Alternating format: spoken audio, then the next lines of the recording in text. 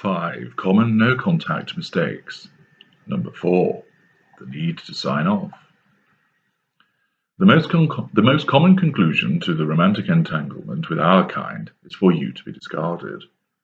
Certainly, this is what happens the first time around for most people.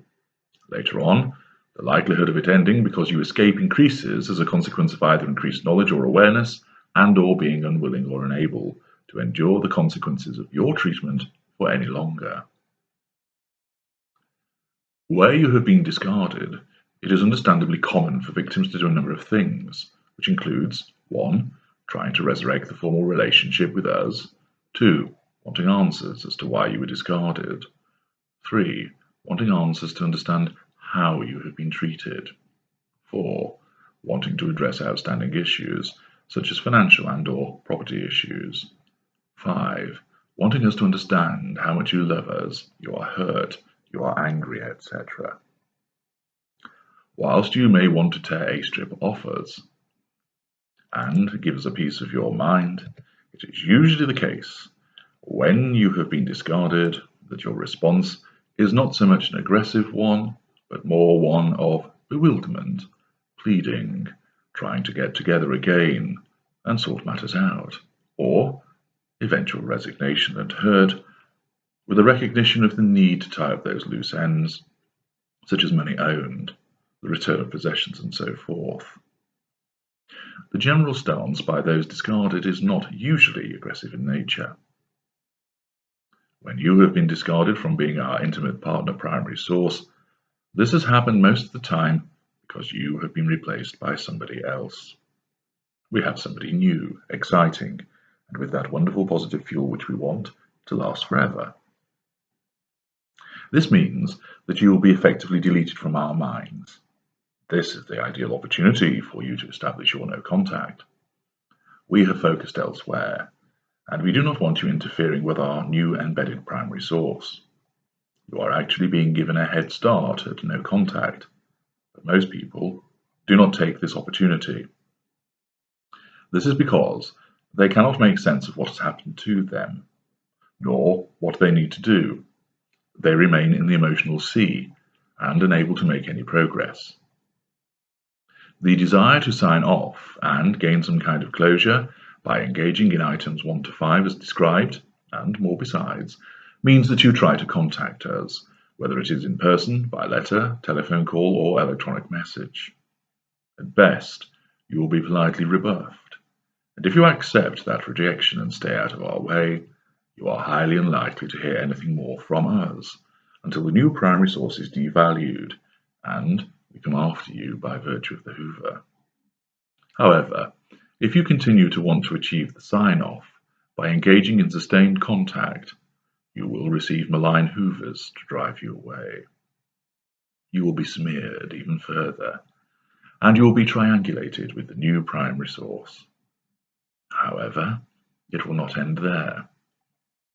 If you eventually stay away and look at implementing no contact, your post-discard behavior has generated a significant risk to maintaining that no contact. You have already been painted black by virtue of being a treacherous and failed appliance.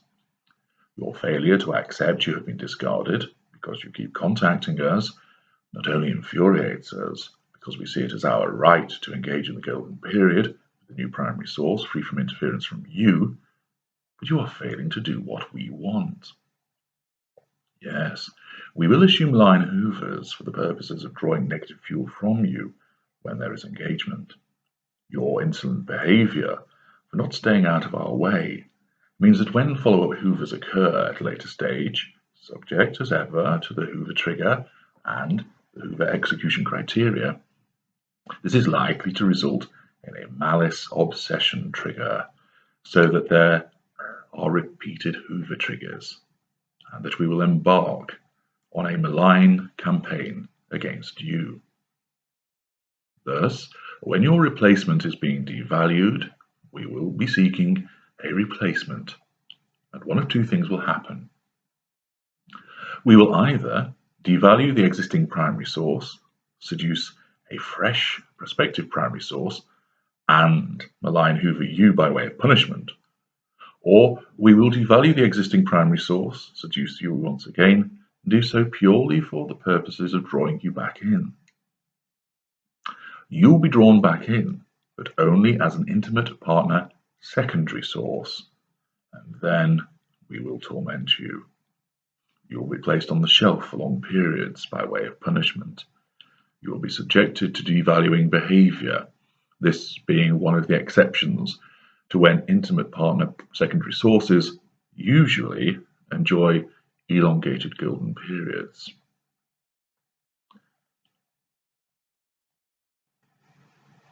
It tends to be the case that the lesser and lower mid-rangers will adopt for the malign Hoover campaign only. The upper mid-ranger and graders will adopt one or the other, given their greater degree of sophistication and calculation. Thus, the desire to seek some kind of sign-off with us when we discard you has numerous effects.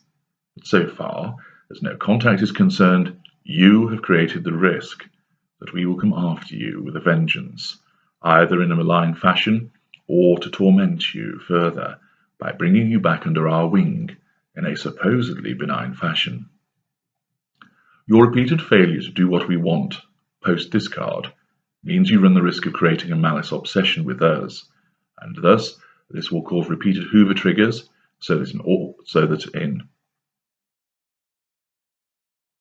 ordinary circumstances you may well have reduced the Hoover triggers to a very low level. But now you are causing them on a frequent basis, with the consequence that follow as we keep hoovering, looking to disrupt your attempt at no contact. Thus, that is the risk where you have been discarded. What of when you have escaped?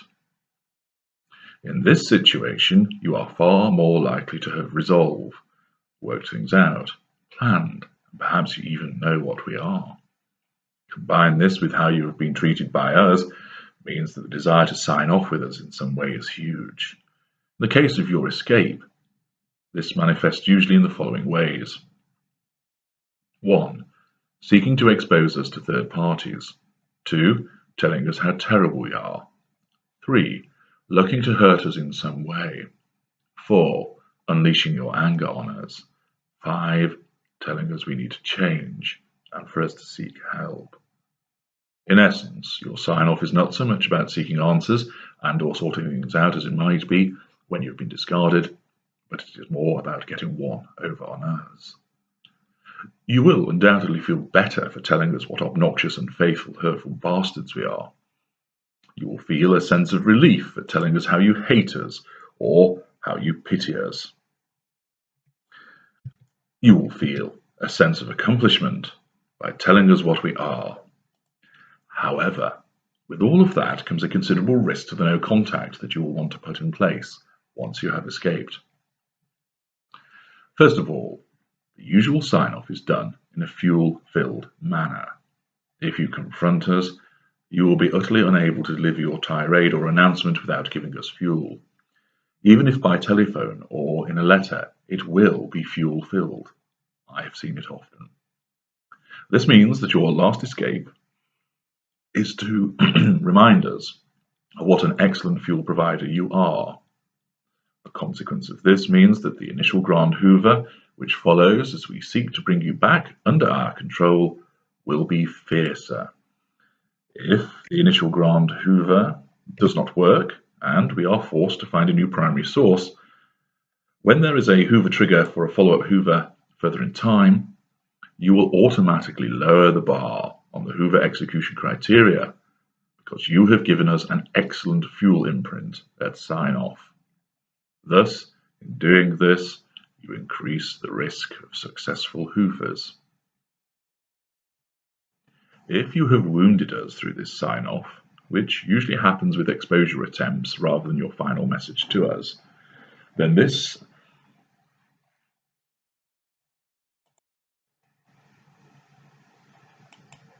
creates a risk to your intended no contact. The initial Grand Hoover becomes furious as we are driven to assert control, gain fuel, and heal the wound that you have created. You will also have created the risk of causing a malice obsession, so that if the initial Grand Hoover fails, you have increased the risk of Hoover triggers when we devalue your replacement. Thus, when you are trying to maintain no contact, we will keep hoovering you with intensity. This is either from a frenzied initial Grand Hoover or later through repeatedly triggered follow-up hoovers, which will be malign in nature. Accordingly, whilst the desire to sign off with us in some way will be either inevitable, post-discard since you do not know what you are dealing with, or difficult to resist, post-escape because you want your final say to us, the fact of signing off will increase the risk that your no-contact implementation will fail. Resist the temptation to sign off, and thus maximize your chances of a successful no-contact implementation.